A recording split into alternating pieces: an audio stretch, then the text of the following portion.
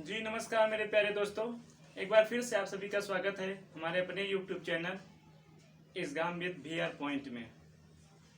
दोस्तों इसके पहले मैंने जो वर्णमाला की क्लास ली थी वो सिर्फ वर्णमाला के प्रकारों में मैं मतलब कि वर्णों के प्रकार में स्वर वर्णों को पूरी तरीके से पढ़ लिया था हम लोगों ने, और व्यंजन वर्णों के प्रकारों में हम लोग इतने बस पढ़े थे कि स्पर्श या वर्गीय व्यंजन किसे कहते हैं, ठीक है। उसके बाद अंतःस्थाई व्यंजन क्या होता है, ऊष्म व्यंजन क्या होता है, ठीक है।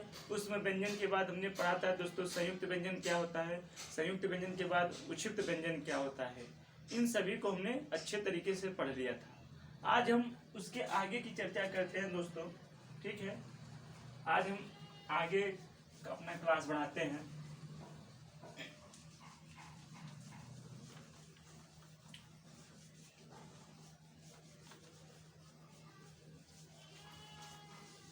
अब देखिए तो जो हमने अभी तक क्लास ली है, जैसे स्वरों के बारे में हमने पढ़ा है, उसके बाद व्यंजनों के बारे में पढ़ा है, व्यंजनों के बाद अयोगवा वर्णों के बारे में हमने पढ़ लिया है। तो जो हमने अभी तक क्लास ली है उसमें हमने पढ़ा कि स्वरों की जो संख्या होती है, स्वरों की जो संख्या होती है उसको हमने पूरी तरीके से समझा कि 11 स्वर होते हैं पूरे। कितने होते हैं? 11। उसके बाद स्पर्श, जिसे स्पर्श कहते हैं, या स्पर्श या वर्गीय व्यंजन, स्पर्श या वर्गीय व्यंजन। वर्गीय व्यंजन की संख्या कितने पढ़ा हमने? 25। ये तो आप जानते हैं कहां से कहां तक, क से लेकर म तक, क से म तक। उसके बाद हमने अगला पढ़ा अंतःस्थ व्यंजन। अंतःस्थ व्यंजन, अंतःस्थ व्यंजन की कितनी संख्या होती है? तो अंतःस्थ व्यंजन की संख्या होती है 4। कौन कौन से आप ये जानते हैं। उसके बाद अंतःस्थ व्यंजन जैसे य र लव, य र ल व, ठीक है। उसके बाद अपना व्यंजन आया था, मतलब कि अंतःस्थ व्यंजन के बाद ऊष्म व्यंजन हुआ था। कौन सा व्यंजन? ऊष्म व्यंजन। ऊष्म व्यंजन, ऊष्म व्यंजनों की भी संख्या 4 थी। कौन कौन से थे? स और ये ह, ठीक है। उसके बाद ऊष्म व्यंजन के बाद एक व्यंजन और आया था दोस्तों जिसका हमने पढ़ा था संयुक्त व्यंजन, ठीक है। संयुक्त व्यंजन, संयुक्त व्यंजनों की भी संख्या 4 थी। कौन कौन से? छ, त्र, ज्ञ, श्र, ठीक है। ये संयुक्त व्यंजन। उसके बाद एक व्यंजन और पढ़ा था हमने उच्छिष्ट व्यंजन, मतलब कि पहला स्पर्श वर्गीय मतलब कि स्वरों की संख्या 11, ठीक है। तो उसके बाद ये, ठीक है। उसके बाद हमने पढ़ा था उच्छिष्ट व्यंजन, उच्छिष्ट व्यंजन। उच्छिष्ट व्यंजनों की संख्या हमने कितना पढ़ी थी? 2। कौन कौन से? ये डे और ये ले। इस प्रकार से हमने दोस्तों पढ़ा था स्वरों की संख्या कुल 11, स्पर्श या वर्गीय व्यंजन की संख्या कुल 25, अंतःस्थ व्यंजनों की संख्या कुल 4, ऊष्म व्यंजन की कुल संख्या 4, संयुक्त व्यंजनों की कुल संख्या 4 और उच्छिष्ट व्यंजनों की संख्या 2। अगर इन सभी को हम जोड़ें दोस्तों, अगर सभी को हम जोड़ें, जैसे ये 11 है तो ये 11 हो गया, ठीक है। ये कितना हो गया? 11। ये कितना है? 25 है। ये 4 दूनी 8 12 है, ये 12 है, ठीक है। तो अगर इसको हम जोड़ेंगे दोस्तों तो 5 2 7 और 7 1 8 हो जाएगा। ये 5 2 7, 5 2 7 1 8 और 2 1 3 1 4 48 हो जाएगा दोस्तों। कितना हो जाएगा? 48 हो जाएगा, ठीक है। कितना हो जाएगा? पूरा 48 हो जाएगा। ये 25 हो गया, ये 4 हो गया, ये भी 4 हो गया, ये भी 4, 4 4 12 और ये 25, और उसके बाद 48 के बाद ये 2, इसको 2 जोड़ना है। तो ये जब 2 जोड़ेंगे तो ये हो जाएगा 50, ठीक है। अभी एक व्यंजन बाकी है दोस्तों जिसे हम अयोगवाह व्यंजन कहते हैं। अयोगवाह वर्ण, अयोगवाह वर्ण, अयोगवाह वर्णों की संख्या भी कितनी होती है? मेनली 2, ठीक है। मेनली कितनी होती है? 2 होती है। तो जब इनमें भी वो 2 ऐड कर देंगे तो जो टोटल वर्णों की संख्या हो जाती है दोस्तों, तो टोटल वर्णों की जो संख्या हो जाती है वो 52 हो जाती है। कैसे? स्वरों की संख्या पूरा 11, स्पर्श या वर्गीय व्यंजनों की संख्या पूरा 25, अंतःस्थ व्यंजनों की संख्या 4, ऊष्म व्यंजनों की संख्या 4, संयुक्त व्यंजनों की संख्या 4, उच्छिष्ट व्यंजनों की संख्या 2 और अयोगवाह वर्ण कितने होते हैं? 2। और इन सभी को जोड़ने पर टोटल जो वर्णों की संख्या हो गई, टोटल वर्ण माने कुल वर्णों की संख्या कितनी हो जाएगी? 52 हो जाएगी। अब इन्हीं वर्णों का अगला जो हमारा कॉन्सेप्ट रहेगा दोस्तों, इन्हीं वर्णों के उच्चारण स्थान से होगा। किसके उच्चारण स्थान पे, यानी कुल वर्णों की संख्या कितनी हो गई 52 हो गई। कुल वर्णों की संख्या कितनी हो गई 52, जिनमें से स्वरों की संख्या 11 हो गई, स्पर्श या वर्गीय व्यंजनों की संख्या 25 हो गई, अंतःस्थायी व्यंजनों की संख्या 4 हो गई, उसमें व्यंजनों की संख्या 4 हो गई, संयुक्त व्यंजनों की संख्या 4 हो गई, उच्छिष्ट व्यंजनों की संख्या 2, अयोग वाह वर्ण 2 और समस्त वर्ण 2। ये सॉरी 52। कुल वर्णों की संख्या कितनी हो गई, कुल वर्ण हो गई, ये कितने हो गए कुल वर्ण हो गए। ये कुल वर्णों की संख्या कितनी हो गई 52 हो गई। अब इन्हीं वर्णों का जितने भी प्रकार के वर्ण हैं, जैसे अयोगवाह वर्ण है, ठीक है, जितने भी प्रकार के वर्ण हैं, मतलब ये 52 वर्णों का जो उच्चारण स्थान हम करते हैं वो कहाँ से हम उच्चारण स्थान इसका करते हैं, आइए उसको देखते हैं। देखिए उच्चारण स्थान का मतलब क्या होता है, जैसे कभी कभी हम लोग बोलने का प्रयास करते हैं तो कभी कभी यहाँ कंठ से आवाज आता है, कभी कभी मूर्धा से आवाज आता है, ठीक है, और कभी कभी हम बोलते हैं तो दंत से आवाज आता है, मतलब कि कुछ वाक्यों का उच्चारण स्थान करते हैं तो दंत से सटने लगता है, कुछ का उच्चारण स्थान ओष्ठ से होने लगता है। तो उन्हीं के आधार पर इन वर्णों की उच्चारण स्थान के बारे में हम पढ़ेंगे। आइए, ठीक है, वर्णों के उच्चारण स्थान के बारे में हम पढ़ते हैं।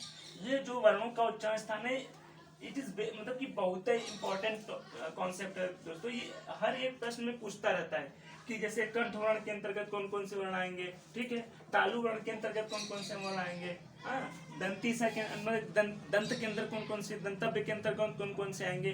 तो एक एक करके हम देखते हैं। देखो इसको याद करने के लिए मतलब कि इसको याद करने का तरीका है दोस्तों, इसे रटा नहीं जा सकता, इसको हम एक सूत्र के माध्यम से बता देंगे आप लोगों को, चीजें एकदम आराम से क्लियर हो जाएंगी, कोई किसी भी प्रकार का दिक्कत नहीं होगा।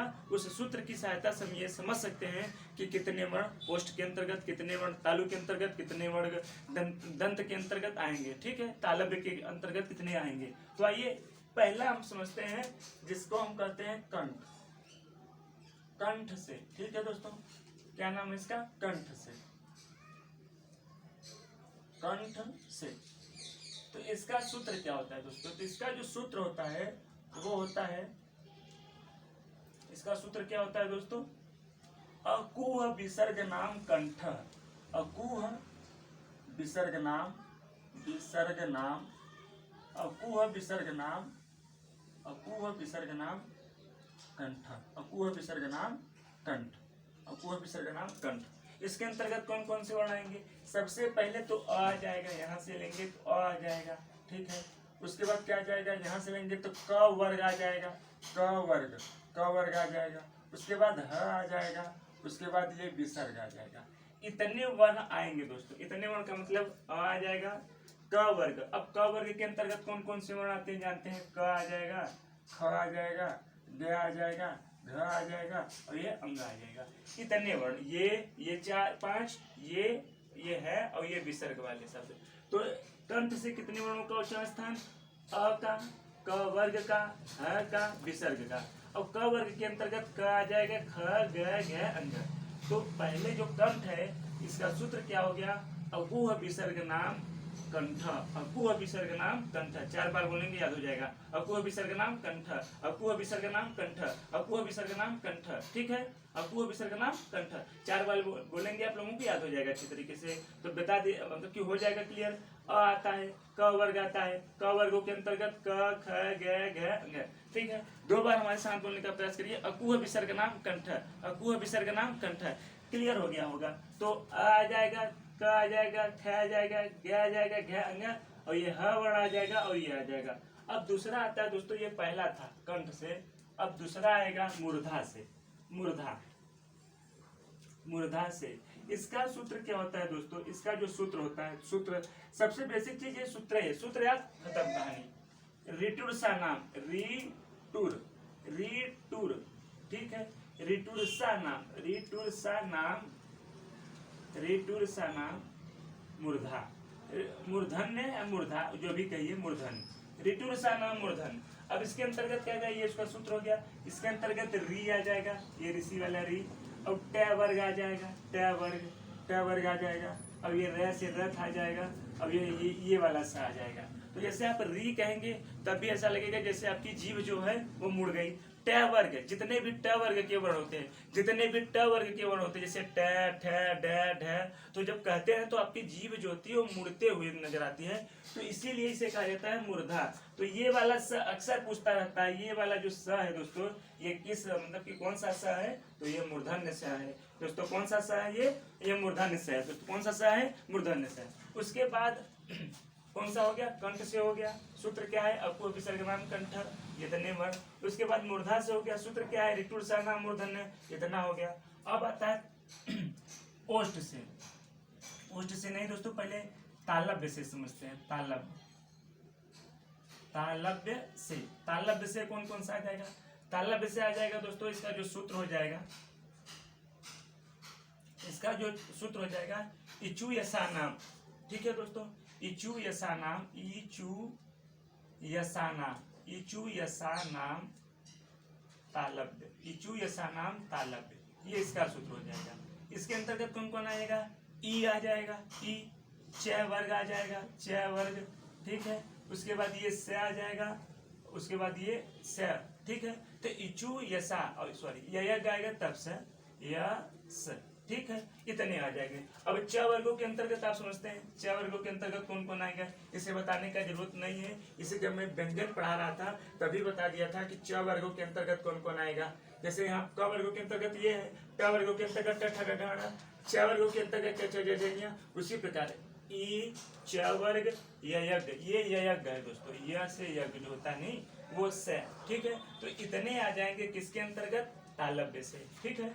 अब तालव्य के बाद आता है दंतव्य से, दंतव्य, दंतव्य से अगला क्या है, दंतव्य से। ये मूर्धा से हो गया, ये तालव्य से हो गया, ये दंतव्य से हो गया। दंतव्य से क्या आएगा, इसका जो सूत्र हो जाएगा वो क्या हो जाएगा, इसका जो सूत्र हो जाता है वो हो जाता है री तुलसा नाम, तुलसा, री तुलसा नाम, री तुलसा नाम दंतव्य, री तुलसा नाम दंतव्य, ये इसका सूत्र हो जाएगा। इसके अंतर्गत क्या क्या आ जाएगा, इसके अंतर्गत ये री आ जाएगा, ठीक है। उसके बाद ये त वर्ग आ जाएगा, त वर्ग, ये त वर्ग आ जाएगा। उसके बाद ये स आ जाएगा, ठीक है, और ये ल आ जाएगा, इतने आ जाएंगे। तो दंतव्य के अंतर्गत कौन कौन आएगा, री आ जाएगा, त वर्ग आ जाएगा, से आ जाएगा, ल आ जाएगा, ठीक है। तो चार चीजें हो गई दोस्तों। एक कंठ से हो गया, कंठ के अंतर्गत इसका बहुत बढ़िया सूत्र है, अकुह विसर्ग नाम कंठ।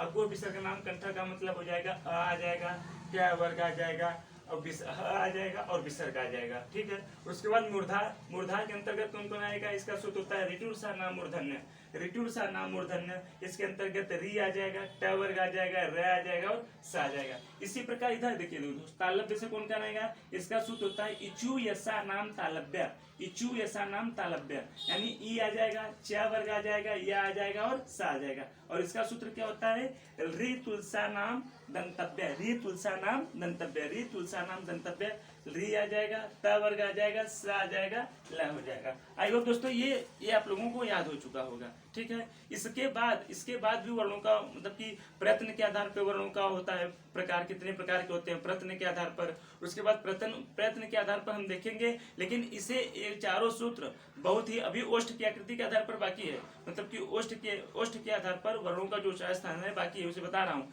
लेकिन ये चारों सूत्र बहुत ही जरूरी है। इन चारों सूत्रों की सहायता से आप समस्त वर्णों को बता सकते हैं कि कहाँ किसका उच्चारण स्थान होगा। तो आइए अब ओष्ठ के बारे में समझते हैं। जगह नहीं है तो इसे मिटाना पड़ेगा।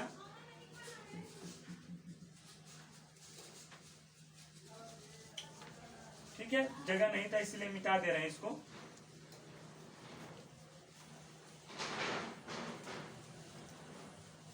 अब एक है जिसे हम कहते हैं ओष्ठ से, ओष्ठ, ओष्ठ से, ठीक है, ओष्ठ से। ओष्ठ से कौन कौन आएगा, तो ओष्ठ का जो सूत्र होता है वो सूत्र होता है उपुध्य, उपुध्य, उपुध्य अमानी यमानी, उपुध्य यमानी, उपुध्य यमानी ओष्ठ, उपुध्य यमानी ओष्ठ, उपुध्यमान ओष्ठ। 4 बार बोलेंगे याद हो जाएगा। उपुध्यमान ओष्ठ, उपुध्यमान ओष्ठ, उपुध्यमान ओष्ठ, ठीक है। तो इसके अंतर्गत उ आ जाएगा, ठीक है, बड़ा उ आ जाएगा, ठीक। उसके बाद प वर्ग आ जाएगा, जितने भी प वर्ग होते हैं। और उसके बाद ये मतलब कि प आ जाएगा, और ये जो अर्धचंद्र बिंदु नहीं होता है वो इसके अंतर्गत आ जाता है, अर्धचंद्र बिंदु इसके अंतर्गत आ जाता है। इस प्रकार हमने दोस्तों देख लिया कि जो वर्णों का उच्चारण स्थान होता है, कंठ से कौन कौन से वर्ण आते हैं। अगर हम अब ओरली अगर समझें दोस्तों, सूत्र की सहायता से नहीं, अगर ओरली समझें तो कंठ के अंतर्गत कौन कौन आएगा। पहले ओष्ठ का सूत्र याद कर लेते हैं, उपोध्यमानी ओष्ठ। ठीक है, तो अब हम ओरली समझते हैं कि इसके अंतर्गत कौन कौन से आते हैं। ठीक है, अब हम ओरली समझते हैं दोस्तों। ठीक है, अब ओरली समझते हैं। कौन कौन सा हो गया, पहला हो गया, कौन कौन सा हो गया, पहला हो गया। ठीक है, अब हम समझते हैं ओरली कौन कौन से आते हैं। ठीक है, अब हम ओरली समझने का प्रयास। ठीक है, आइए हम ओरली समझते हैं। तो पहला है कंठ। पहला क्या है, कंठ। कंठ पहला क्या है, कंठ, कंठ से। ठीक, दूसरा क्या है, दंतव्य से। ठीक, तीसरा क्या है, मूर्धा से। ठीक है, चौथा क्या है, ओष्ठ से, ओष्ठ से। और पांचवा क्या है, तालव्य से, तालव्य से। इन्हीं पांचों के आधार पर तो हमने पढ़ा है। ठीक है, पहला है कंठ से, उसके बाद दंत से, ठीक, उसके बाद मूर्धन्य से, उसके बाद ओष्ठ से, उसके बाद तालव्य से। देखते हैं कंठ से कौन कौन था। अकुह विसर्ग नाम कंठ, यानी अ आ जाएगा, क वर्ग आ जाएगा। ठीक है, क वर्ग आ जाएगा। ठीक, उसके बाद अकुह ह आ जाएगा और विसर्ग नाम विसर्ग आ जाएगा। खत्म। दंतव्य से कौन सा आ जाएगा, तो दंतव्य से उन्होंने बताया कि री तुलसा नाम दंतव्य, री आ जाएगा, त वर्ग आ जाएगा। ठीक है, त वर्ग आ जाएगा। री तुलसा नाम दंतव्य, तो त वर्ग आ जाएगा। री तुलसा ल आ जाएगा और ये वाला स आ जाएगा। ठीक, मूर्धन्य से ऋतुर्षा नाम मूर्धन्य, तो री आ जाएगा, ट वर्ग आ जाएगा। ठीक है, र आ जाएगा और ये स आ जाएगा। ओष्ठ से आ जाएगा, उपोध्यमानी उ आ जाएगा, बड़ा उ आ जाएगा, प वर्ग आ जाएगा, प वर्ग आ जाएगा और ये अर्धचंद्र बिंदु आ जाएगा। तालव्य से कौन कौन सा आएगा, तो तालव्य से आ जाता है दोस्तों आपका मतलब कि इचु यसा नाम तालव्य, ई आ जाएगा, च वर्ग आ जाएगा। ठीक है, च वर्ग आ जाएगा, इचु यसा ये आ जाएगा और ये सा आ जाएगा। तो इन सभी वर्णों में कंठ से कितने वर्णों का उच्चारण स्थान, अ पूरा क वर्ग, ह विसर्ग। दंतव्य से री पूरा ट वर्ग, ल और स। मूर्धा से री पूरा ट वर्ग, र और स। ओष्ठ से उ बड़ा उ, प वर्ग पूरा और ये अर्धचंद्र बिंदु, अर्धचंद्र बिंदु। ठीक है, उसके बाद तालव्य से ई च वर्ग पूरा, य और स। तो सबसे ज्यादा इंपॉर्टेंस इसमें क्या रखता है, ये जो स है, ये वाला स, ये जो स है, ये खटकोड़ वाला स इसे कहते हैं ये, और ये जो स है, इन्हीं स में कंफ्यूजन सबसे ज्यादा पूछता है। दे देगा एग्जाम में, पूछ लेगा कि ये वाला उच्चारण स्थान बताइए, तो आप इसकी सहायता से आप आराम से बता सकते हैं कि कौन से वर्णों का उच्चारण स्थान कहाँ पर होता है। ठीक है, कौन से वर्णों का उच्चारण स्थान कहाँ पर होता है। तो कंठ के अंतर्गत ये इतने, दंतव्य के अंतर्गत ये, मूर्धा ये, ओष्ठ ये वाला, तालव्य ये सब। ठीक है, अब इसके बाद का जो हमारा टॉपिक है दोस्तों, उसके बाद में जैसे अभी कुछ छूट गया है। छूटा क्या है, जैसे एक वाक्य छूटा है दोस्तों ए, ये तो कहीं आया नहीं है। एक चीज छूटा है अय, ये भी कहीं नहीं आया है। मतलब कि सारे के सारे जो स्वर वर्ण होते हैं, 11 स्वर वर्ण होते हैं, अगर हम गिने तो जैसे एक यहाँ आ गया है। ठीक है, एक यहाँ आ गया है, दो एक 3 यहाँ आ गया है, 4 यहाँ आ गया है। अब ई आया है तो बड़ी ई यहाँ यहीं आएगा, तो 4 2 6 आ गया है। उसके बाद यहाँ पर देखेंगे तो री आया है, यहाँ पर री आया है, यहाँ पर अ आया है तो आ भी यहीं पर आ जाएगा। ठीक है, तो आ हो गया, ई हो गया, ऊ हो गया, ऋषि हो गया। तो सारे के सारे तो यहीं आ गए। छूटे कौन कौन से, ए छूट गया, अय, ओ छूट गया और औ, यही इतने छूट गए हैं, यही इतने छूट गए। इनका उच्चारण स्थान कहाँ होगा, तो पहले हम समझते हैं कि इनका निर्माण कैसे हुआ है। तो इनका निर्माण अ से और ई से हुआ है, अ से और ई से। इसका निर्माण अ से हुआ है और बड़ी ई से हुआ है। ठीक, इसका निर्माण अ से हुआ है और उ से हुआ है, उ से। और इसका निर्माण अ से हुआ है और बड़ा उ से। ठीक, तो यहाँ हम देखेंगे कि अ का उच्चारण स्थान कहाँ है दोस्तों, कंठ। ई का उच्चारण स्थान कहाँ है, तो ई का उच्चारण स्थान यहाँ पर है, तालव्य। तो इसीलिए इसका उच्चारण स्थान कहाँ हो जाएगा, कंठ तालव्य। ऐसे पूछ लेता है इसका उच्च स्थान कहाँ होगा, तो इसका उच्च स्थान कहाँ हो जाएगा, कंठ तालव्य। उसी प्रकार इसका अ का उच्च स्थान कंठ से बड़ी का उच्च स्थान यहाँ से तालव्य से, इसीलिए अ का उच्च स्थान कंठ और तालव्य। इसी को हम कहते हैं कि वे व्यंजन जिनका संयुक्त रूप से उच्चारण स्थान होता है, वे व्यंजन जिनका संयुक्त रूप से उच्चारण स्थान होता है, जैसे ये दोनों हो गए। अब ओ का देखते हैं। अब इनको तो दे देगा तो आप खट से सूत्र की सहायता से बता देंगे कि इसका कहाँ है, इसका कहाँ है, लेकिन इसका दे देगा तो आप मतलब कि थोड़ा सा कंफ्यूजन होने लगता है। ठीक है, अब अ का उच्चारण स्थान अ मतलब कि कंठ से, और ऊ का उच्चारण स्थान तो आप यहाँ देखेंगे ओष्ठ से, इसीलिए ओ का उच्चारण स्थान कहाँ से हो जाएगा दोस्तों, कंठोष्ठ से। कंठोष्ठ, कंठोष्ठ का मतलब कंठ और ओष्ठ से। और इसका उच्चारण स्थान कहाँ हो जाएगा, इसका भी वहीं से हो जाएगा। क्यों, अ कंठ से, ऊ बड़ा वाला कंठ ओष्ठ से, तो दोनों मिला देंगे तो कहाँ से हो जाएगा, कंठोष्ठ से। इस प्रकार हमने वर्णों का उच्चारण स्थान अच्छी तरीके से समझ लिया दोस्तों कि किन वर्णों का उच्चारण स्थान कहाँ से होता है। ये बहुत ही जरूरी है दोस्तों, एग्जाम के दृष्टिकोण से बहुत बेहद जरूरी है, क्योंकि हर एक एग्जाम में इससे पूछता रहता है कि इसका उच्चारण स्थान बताइए, इसका उच्चारण स्थान बताइए, तो कोई किसी भी प्रकार की प्रॉब्लम ना हो, इसीलिए मैंने अलग अलग से हर एक वर्णों का उच्चारण स्थान आप लोगों को अच्छे तरीके से बता दिया। ठीक है, और इनका 4 वर्णों का भी उच्चारण स्थान बता दिया। अब एक छूट गया दोस्तों, वह कहीं नहीं आया है। इनका जो उच्चारण स्थान होता है वह, तो इनका होता है कंठोष्ठ से, कंठोष्ठ से। ठीक है, कंठोष्ठ से होता है, कंठोष्ठ से। तो इस प्रकार हमने वर्णों का उच्चारण स्थान पूरी तरीके से आप लोगों को बता दिया है। आइए अब हम लोग पढ़ते हैं कि प्रयत्न के आधार पर वर्णों के प्रकार। प्रयत्न के आधार पर मैंने, प्रयत्न का मतलब जैसे हम जो कोशिश करते हैं, ट्राई करते हैं बोलने की, उसके आधार पर। ठीक है,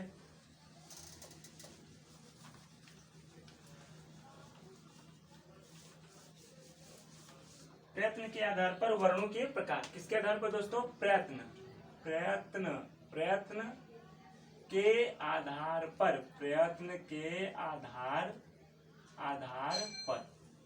तो प्रयत्न के आधार पर पहले हम बांटेंगे इसको 2 प्रकार में। किसमें बांट देंगे, 2 प्रकार को। एक होता है जिसे हम कहते हैं अभ्यांतर, एक होता है अभ्यांतर प्रयत्न, एक होता है अभ्यांतर प्रयत्न। ठीक है, एक होता है जिसे हम कहते हैं अभ्यांतर प्रयत्न, और एक दूसरा होता है जिसे हम कहते हैं बाह्य प्रयत्न। क्या कहते हैं, बाह्य प्रयत्न, बाह्य प्रयत्न कहते हैं। अभ्यांतर प्रयत्न कहाँ होता है, ये शरीर के अंदर होता है, नाम से ही क्लियर है, शरीर के अंदर, शरीर के अंदर होता है, शरीर के अंदर होता है। और बाह्य प्रयत्न कहाँ होगा, शरीर के बाहर होगा। ठीक है, शरीर के बाहर होगा, शरीर के बाहर होगा। ये कितने प्रकार का होता है, ये मुख्यतः 4 प्रकार का होता है। ये कितने प्रकार का होता है, ये 2 प्रकार का होता है।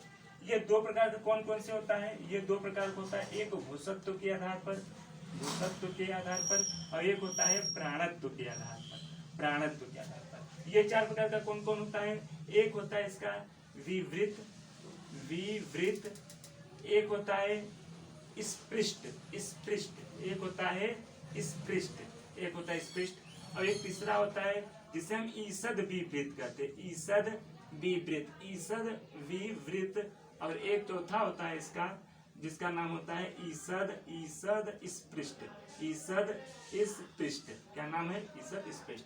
अब देखिए, हमने बताया आप लोगों को कि प्रयत्न के आधार पर जो वर्ण होते हैं कितने प्रकार के होते हैं। तो प्रयत्न के आधार पर 2 प्रकार के, एक अभ्यंतर प्रयत्न, एक बाह्य प्रयत्न। अभ्यंतर प्रयत्न का मतलब जो शरीर के अंदर हो, और बाह्य प्रयत्न का मतलब जो शरीर के बाहर हो। अब शरीर के अंदर 4 प्रकार का होता है जो प्रयत्न होते हैं, और शरीर के बाहर 2 प्रकार का। जो शरीर के अंदर होता है वो 4 प्रकार का कौन कौन सा, विवृत, स्पृष्ट, ईसद विवृत, ईसद स्पृष्ट। और ये जो होते हैं शरीर के बाहर, ये 2 प्रकार के होते हैं, एक घोषत्व होता है, एक प्राणत्व होता है। तो अक्सर पूछता रहता है दोस्तों कि प्राणत्व के आधार पर, मतलब कि प्रयत्न के आधार पर वर्णों के कितने प्रकार होते हैं, तो आप बताएंगे प्रयत्न के आधार पर वर्णों के 2 प्रकार होते हैं। कौन कौन से, एक वर्ण हो जाएगा जिसे हम कहते हैं अपना अभ्यंतर, और एक वर्ण हो जाएगा जिसे हम कहते हैं बाह्य। ठीक है, अब जो ये अभ्यंतर होता है, जो अभ्यंतर प्रयत्न होता है, इसका मतलब जो शरीर के अंदर हो, और इसका मतलब होता है जो शरीर के बाहर हो। इसका मतलब क्या होगा, शरीर के बाहर हो। ठीक है, अब जो ये शरीर के अंदर है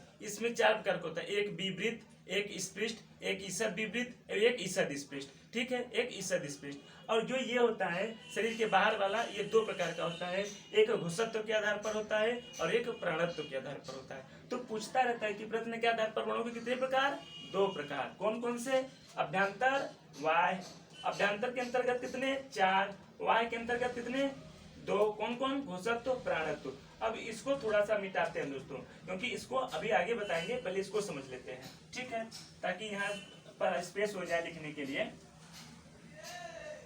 ठीक है। तो इसके अंतर्गत कौन कौन आएंगे, इसके अंतर्गत 11 भी जो स्वर होते हैं, 11 स्वर आते हैं इसके अंतर्गत, कौन आ जाएगा, 11 स्वर।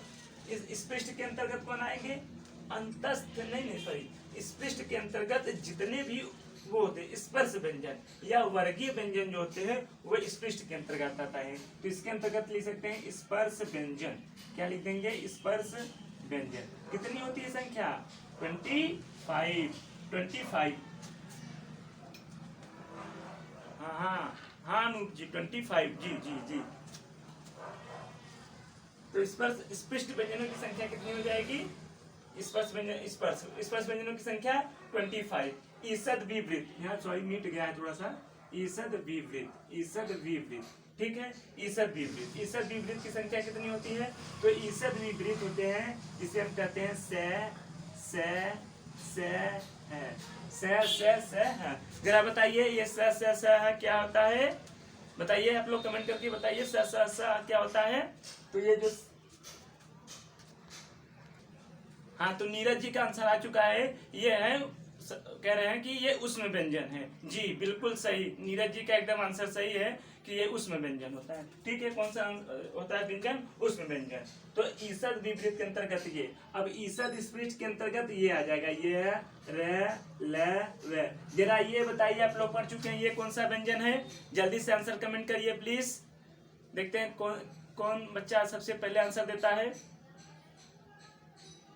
जी सतीश महोदय का आंसर आ चुका है, उन्होंने दिया आंसर कि सर ये अंतस्थ व्यंजन है, बिल्कुल सही है, ये अंतस्थ व्यंजन है। तो इस प्रकार प्रश्न के आधार पर कितने वर्णों के भेद, दो, अभ्यंतर वाय, ठीक है। अभ्यंतर के अंतर्गत ये आते हैं विवृत, स्पृष्ट, ईसद विवृत, ईसद स्पृष्ट, 11 स्वर, स्पर्श व्यंजन 25 लव, ठीक।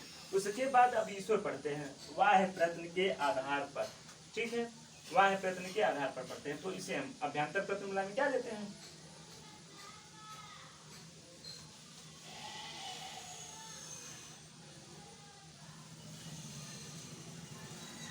यहाँ से पढ़ने के बाद दोस्तों आप लोगों को वर्णमाला की और कोई क्लास लेनी नहीं पड़ेगी, बस आप लोग एकदम मेहनत से पढ़ लीजिए, एक क्लास पूरी कर लीजिए वर्णमाला की, तो संपूर्ण वर्णमाला की जानकारी आप लोगों को हो जाएगी, ठीक है। आइए अब हम पढ़ते हैं वाह प्रश्न के आधार पर। तो वाह प्रश्न के आधार पर हमने पढ़ा, पहला था घोषत्व के आधार पर, घोषत्व के आधार पर, घोषत्व के आधार पर, घोषत्व के आधार पर, ठीक है। तो घोषत्व के आधार पर ये दो प्रकार का होता है, ठीक है। एक को हम कहते हैं दोस्तों संघोष, संघोष माने जिसमें घोष हो, संघोष, या इसी चीज को हम कहते हैं घोष, ठीक है, अभी बता रहे हैं घोष का मतलब क्या होता है। और एक को कहते हैं अघोष, अघोष, ठीक है।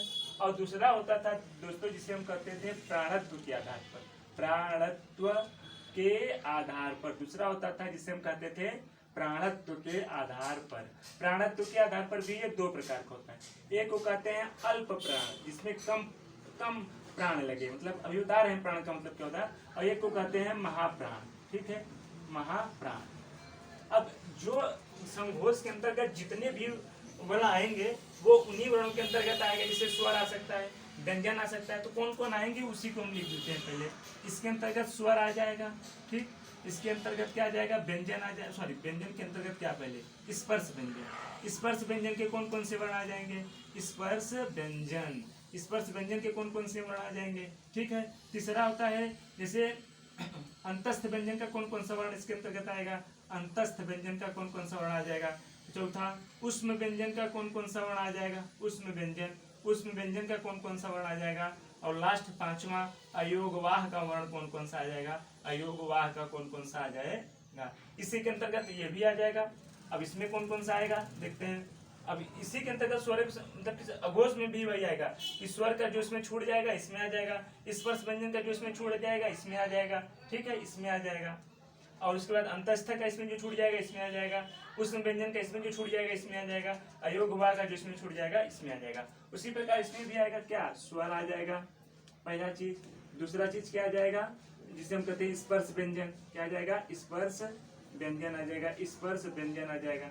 तीसरा चीज क्या आ जाएगा, तीसरा चीज आ जाएगा उष्म व्यंजन, उष्म व्यंजन आ जाएगा, उष्म व्यंजन।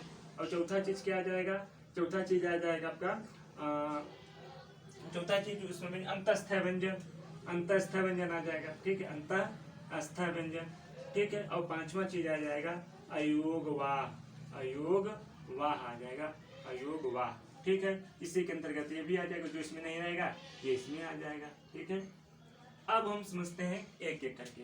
हमने बताया आपको कि प्रयत्न के आधार पर दो प्रकार, अभ्यंतर प्रयत्न, ठीक है। हमने आपको क्या बताया कि प्रयत्न के आधार पर दो प्रकार, एक चीज मैंने बताया अभ्यंतर और एक चीज बताया हमने वाह्य प्रयत्न। तो वाह्य अभ्यंतर का मतलब जो शरीर के अंदर हो, वाह्य प्रयत्न का मतलब जो शरीर के बाहर हो। तो अभ्यंतर प्रयत्न जितने भी प्रकार के होते थे मैंने उसका अध्ययन कर लिया है। अब हम अध्ययन करेंगे वाह्य प्रयत्न का। तो वाह्य प्रयत्न के आधार पर मैंने बताया कि जो शरीर के बाहर हो, ये मुख्यतः दो प्रकार का होता है। वो कौन कौन सा होता है, एक होता है घोषत्व के आधार पर और एक होता है प्राणत्व के आधार पर। घोषत्व का मतलब होता है कि जब हम वर्णों का उच्चारण स्थान करें तो कैसा घोष आता है, मतलब कि एक तरह से कैसी आवाज, गूंज कैसी आती है, जो गूंज नहीं होता, गूंज गूंज, उसी को कहते हैं घोषत्व के आधार पर। तो घोषत्व के आधार पर स्वर वर्णों में, तो संघोष में कौन कौन से आ जाएंगे, अघोष में। तो स्वर वर्णों में 11 का 11 स्वर किसमें आ जाएगा, संघोष में, ठीक है। और अघोष में कितने स्वर आएंगे,